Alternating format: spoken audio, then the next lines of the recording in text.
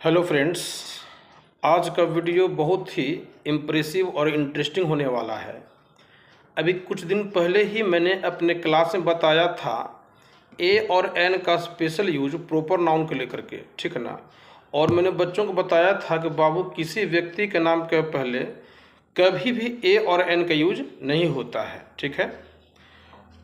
लेकिन कहीं कहीं प्रॉपर नाउन खास करके व्यक्ति के नाम के पहले ए और एन का यूज 100% होता है, ठीक है ना।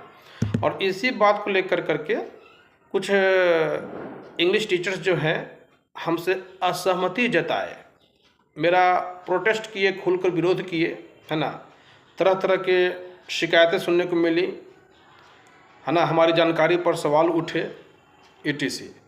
लेकिन हमने केयर नहीं किया क्योंकि ये हमारे स्टार प्रचारक हैं, ठीक ना। दूसरे व्यक्ति को मैं पैसा देता प्रचार करने के लिए, लेकिन भगवान इनको सद्बुद्धि दे। हमारा प्रचार प्रसार जो है फ्री फंड में कर रहे हैं, शिकायत के रूप में ही सही, लेकिन मेरा प्रचार ये कर रहे हैं। मैं इनको दिल से दुआ देता हूँ, ठीक ना। क्या भाई, इन्होंने असहमति जताई कि नवीन जी ऐसा कैसे हो सकता है कि किसी व्यक्ति के नाम के पहले आप ए और एन लगा सकते हैं। कई सारी बातें आई, कॉल्स पर कॉल्स आए, एक कॉल ख़त्म ना हो दूसरा कॉल चालू हो जाए etc। कॉल बतिया रहे हैं, वेटिंग कॉल आ रहा है। लेकिन हम कहते हैं भाई साहब कि मार्केट की सुंदरता तभी है जब बाज़ार में 100 दुकानें हो, राइट। किसी भी एक दुकान से मार्केट लग ही नहीं सकता है ना। तो ऐसा नहीं होना चाहिए। आपके डिपार्टमेंट हमारा डिपार्टमेंट दोनों का सब्जेक्ट सेम है, तो इसमें एग्रीमेंट होना चाहिए, सहमति होना चाहिए, मेन मिलाप होना चाहिए। अब कमियां निकालेंगे, शिकायत करेंगे, है ना, तरह तरह के शब्द बोलेंगे, उल्टा पुल्टा बोलेंगे बच्चों के बीच या गार्जियन के बीच, तो यदि आप मेरा मतलब क्या कहें उसको, हम मेरे पास शब्द नहीं है, या आप गलतफहमी में कि मेरा कुछ बिगाड़ लीजिएगा, ठीक है ना। इससे क्या होगा कि आपकी छवि खराब हो जाएगी, है ना। आप खुद ही गिर जाइएगा, है ना। क्योंकि किसी भी व्यक्ति, है ना, कोई भी पर्सन की बुराई करने वाले उस शख्स की पहचान, उस शख्स की मिसाल एक ऐसे मक्खी की तरह होती है जो सारे खूबसूरत जिस्म को छोड़कर सिर्फ घाव पर बैठती है, ठीक है ना। तो यहाँ पर क्या है कि ए और एन की यूज से यही मैटर यहाँ पर बात आती है कि सही है कि व्यक्ति के नाम के पहले ए और एन का यूज नहीं होता है।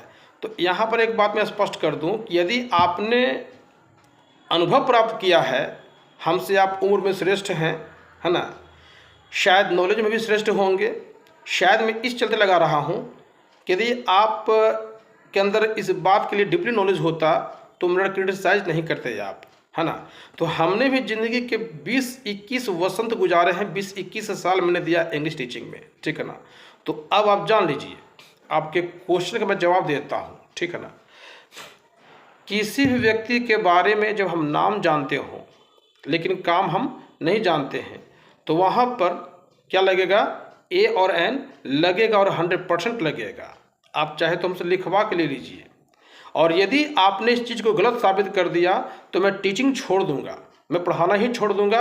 हाँ, जीने खाने के लिए कुछ तो करना पड़ेगा, पापी पेट का सवाल है, पेट कैसे चलेगा, तो हम दूसरा काम करेंगे, मजदूरी ही क्यों न करेंगे, है ना। लेकिन भाई साहब ये जान लीजिए, मैं जो कुछ पढ़ाता हूँ फुल कॉन्फिडेंस के साथ पढ़ाता हूँ, ठीक है ना। मैं फैक्ट पढ़ाता हूँ, कपोल कल्पित बातों को बताना मेरे वश की बात नहीं है, न बताना चाहता हूँ मैं, ठीक है।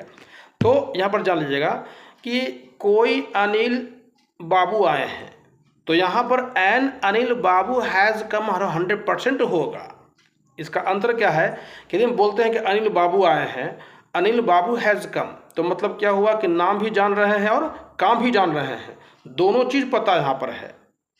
कौन अनिल बाबू हैं, कहाँ से आए हैं, कितनी देर ठहरेंगे, क्या बात करेंगे, we know everything about Anil Babu, है ना।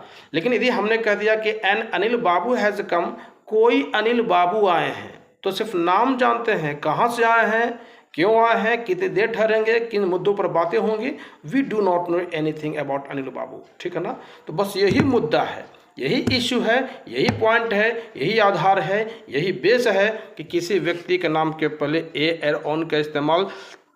और एन का इस्तेमाल तब होगा जब उस व्यक्ति के नाम के अलावा हम काम नहीं जानते हो। लेकिन नाम और काम दोनों मालूम है तो ए और एन का यूज कभी नहीं होगा। तो आशा है आप इस लॉजिक को समझ गए होंगे। वजह बेवजह आप क्रिटिसाइज नहीं कीजिए सर, हम आपसे हाथ जोड़ निवेदन करते हैं, समझे ना। आप अपना काम कीजिए, हम अपना काम करें, ठीक ना। ये सब गलत बात है, बेवजह पड़े हुए हैं, बेवजह। भगवान आपको सद्बुद्धि दे, आप काम से काम रखिए, है ना।